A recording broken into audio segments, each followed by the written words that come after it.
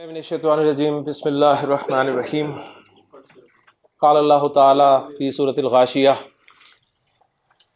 افلا ينظرون الی الابل کیف خلقت والی السماء کیف رفعت والی الجبال کیف نصبت والی الارض کیف سطحت صدق اللہ العظیم رب اشرح لی صدری ویسر لی امری واحلل عقدۃ من لسانی یفقہوا قولی رب یسر ولا تعسر وتمم بالخیر آمین یا رب العالمین۔ سورۃ الغاشیہ کے آخری حصے سے کچھ آیات میں نے آپ کے سامنے تلاوت کی ہیں۔ قرآن مجید کے اولین مخاطب آپ جانتے ہیں کہ عرب تھے، اولین مخاطب عرب ہے، اور اللہ تعالیٰ نے قرآن مجید میں عرب کو سب سے پہلے خطاب کر کے ان کے ماحول سے چیزیں لے کے بات سمجھانے کی کوشش کی ہے۔ جیسا آپ جانتے ہیں کہ عرب کھجور سے جتنا واقف ہے اتنا ہم واقف نہیں ہو سکتے۔ وہ کسی نے عرب سے پوچھا نا کہ تمہارے ہاں سب سے زیادہ پایا جانے والا پھل کون سا ہے؟ اس نے کہا جی کھجور۔ اس نے کہا اس کے بعد؟ کہنے لگا کھجور۔ اس نے کہا اچھا اس کے بعد؟ کہتا کھجور۔ اس نے کہا یار تمہارے ہاں کھجور کے علاوہ بھی کچھ پایا جاتا ہے؟ اس نے کہا ہاں۔ کہتا کیا؟ کہتا کھجور۔ تو کھجور کے حوالے سے اللہ تعالیٰ نے قرآن مجید میں اتنی باتیں سمجھائی ہیں عرب کو۔ مثلا ایک چھوٹی سی مثال دیتا ہوں میں آپ کو۔ کھجور ہم کھاتے ہیں تو اس کی گٹھلی پہ کبھی غور بھی نہیں کرتے، گٹھلی پھینک دیتے ہیں۔ اگر آپ اس گٹھلی پر غور کریں نا تو گٹھلی کے اوپر ایک باریک سی جھلی ہوتی ہے، بالکل باریک سی جھلی، اس کی کوئی ویلیو نہیں ہوتی۔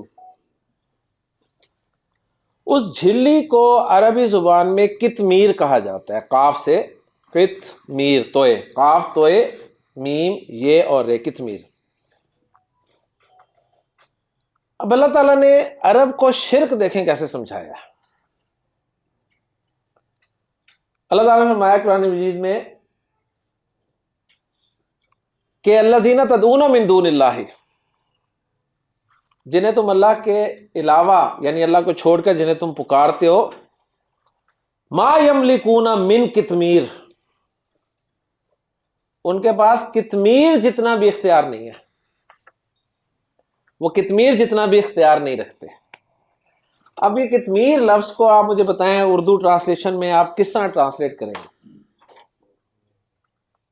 لہذا اردو میں وہاں پر لکھا ہوتا ہے جی ذرا بھی اختیار نہیں ہے، بالکل اختیار نہیں ہے، لیکن عرب کے سامنے جب کتمیر کا لفظ آیا تو اسے سمجھ میں آ گیا کہ اللہ تعالیٰ فرما رہے ہیں جنہیں تم میرے علاوہ پکارتے ہو انہیں تو کتمیر جتنا اختیار نہیں ہے، کتمیر جسے وہ دیکھتے تک نہیں ہے، کھجور کے اوپر جو باریک جھلی ہے۔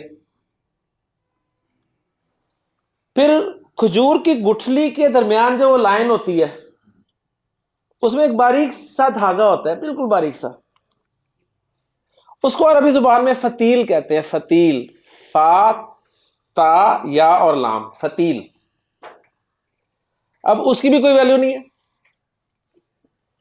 اللہ تعالیٰ نے قیامت کو اس طرح ذکر کیا قرآن مجید میں کہ قیامت کے دن لا تظلمون فتیلا، تم پہ ایک فتیل جتنا بھی ظلم نہیں ہوگا۔